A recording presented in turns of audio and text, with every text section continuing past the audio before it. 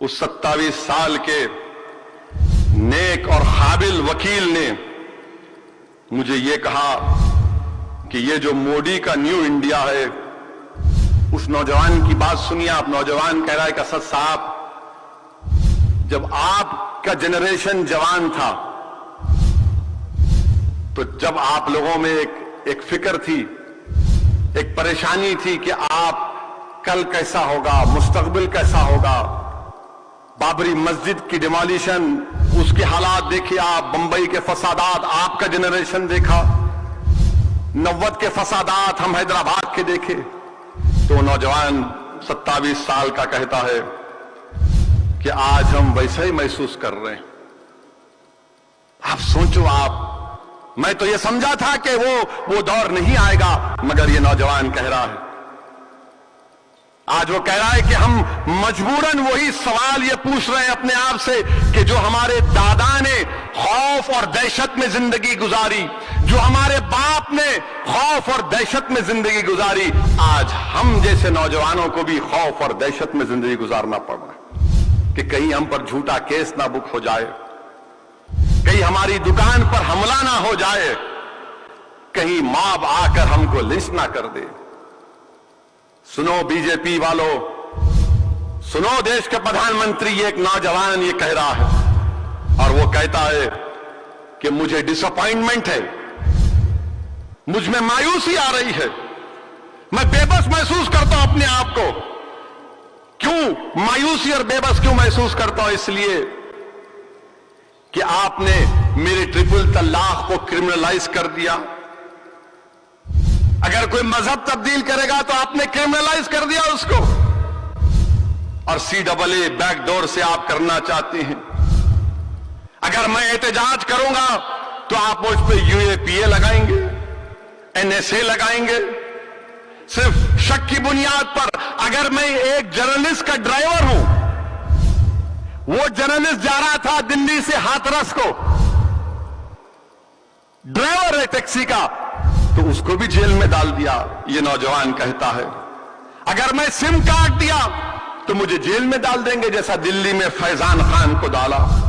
वो नौजवान कहता है कि गुड़गांव में मस्जिद नहीं है, हम गवर्नमेंट से इजाजत लेकर हर जुम्मे को सिर्फ 20 मिनट के लिए जुम्मे की नमाज पढ़ते हैं, तो फिरका परस्त लोग, हमारी नमाज होते रहती है, हमारे सामने बाजा बजाते हैं, गालियां देते हैं, पुलिस खड़ी रहती है, और हम 10-20 मिनट के लिए भी नमाज नहीं पढ़ सकते। वो नौजवान कहता है कि अगर हम जिंदा बच जाएंगे तो मुझे डर रहता है असद साहब कि कहीं मेरा एनकाउंटर ना हो जाए, जैसा उत्तर प्रदेश में सबसे ज्यादा 37% गोली लगने वाले मुसलमान। वो नौजवान ये भी कहता है कि जिस तरह आसाम में मोइनुल हक, कौन था मालूम आपको आसाम में?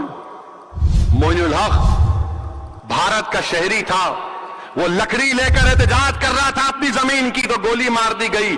जब एक मुसलमान की लाश जमीन पर पड़ी थी तो एक बहादुर फोटोग्राफर उस लाश के ऊपर कूदता है, जूते मारता है। बताइए आप, ये नौजवान कह रहा है। ये नौजवान ये भी कहता है कि असद साहब, मैं कब तक ये बताऊं कि मैं बाबर के औलाद नहीं हूं? मैं कब तक ये बताऊं कि मैं औरंगजेब से मेरा ताल्लुक नहीं है? मैं कब तक बताऊं कि मैंने जिना के पैगाम को ठुकराया था मेरे दादा ने? मैं कब तक ये बताऊं कि तालिबान से मेरा कोई ताल्लुक नहीं है? ये नौजवान कह रहा है कि रेडिकलाइजेशन मुसलमानों में नहीं है, रेडिकलाइजेशन तो संघ की ताकतों की वजह से दूसरों में रेडिकलाइजेशन हो रहा है। ये नौजवान ये कह रहा है कि बेलगाम में अरबाज को, वो किसी गैर मुस्लिम लड़की से उसका इश्क था, तो उस बच्ची के रिश्तेदारों ने किसी को कांटेक्ट किया और अरबाज की गर्दन काटकर ट्रेन के पटरी पर डाल दी। वो नौजवान कह रहा है, असद साहब, कब तक ये नजारों को हम देखेंगे? ये नौजवान कह रहा है कि कब तक हमसे सवालात किए जाएंगे? वो नौजवान कह रहा है कि मुझे डर होता है कि कभी मेरा घर ना जला दे। वो नौजवान ये कहता है कि हर कम्युनिटी भारत में प्रोग्रेस करी है, तरक्की करी है, और हम मुसलमान रुक गए हैं। इंटर मोबिलिटी जिसको अंग्रेजी में कहते हैं कि अगर इनका बाप कम पैसे कमाता था तो बेटा उससे ज्यादा कमाता है, तरक्की करता है, इंटर मोबिलिटी। वो कहता है कि मुसलमानों में कोई इंटर मोबिलिटी नहीं है। और फिर वो आखिर में कहता है कि हमको अपॉर्चुनिटीज नहीं मिलती हैं। और वो एक अहम बात वो नौजवान कहता है कि हिंदुत्व की वजह से जो मेरे हिंदू दोस्त थे, जो मेरे बिजनेस पार्टनर थे, वो सब मुझसे दूरी अख्तियार करते जा रहे। मोदी जी, ये एक 27 साल के मुस्लिम नौजवान की आप बीती है, क्या इसमें सच्चाई है या नहीं है, बताओ आप।